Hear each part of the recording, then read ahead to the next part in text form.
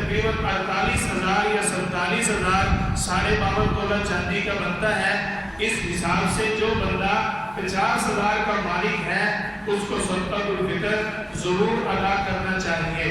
صدقۃ الفطر کے واجب ہونے کے بارے میں ایک مسئلہ ہے کہ ایک شخص صدقۃ الفطر ادا کرنا چاہتا تھا لیکن وہ عید الفطر کا سورج طلوع ہونے سے پہلے فوت ہو گیا۔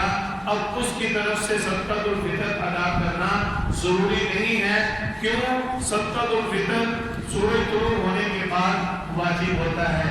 اب ایک بچہ سورج طلوع ہونے سے پہلے پیدا ہوا تو اب اس بچے کا ہم نے عید الفطر کا سورج طلوع ہونے کے بعد صدقۃ الفطر ضرور ادا کرنا ہے۔ کیوں؟ جب وہ اس دنیا کے اندر آیا تو اسی وقت اللہ کا وہ حکم سورج طلوع ہونے کے بعد نافذ ہو گیا۔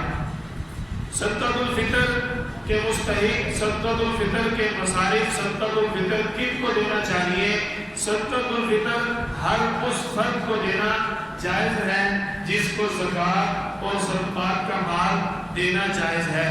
اللہ تعالیٰ نے سورۃ التوبہ آیت نمبر 7 کے اندر وہ مصارف واضح فرمائے، انما الصدقات للفقراء والمساکین والعاملین والمؤلفۃ قلوبهم وفي الرقاب والغارمین وفی سبیل اللہ وابن السبیل۔ اللہ تعالیٰ نے فرمایا فریضۃ من اللہ، یہ تیرے اللہ کی طرف سے تمہارے لیے فرض کردہ مقرر کردہ احکامات ہیں۔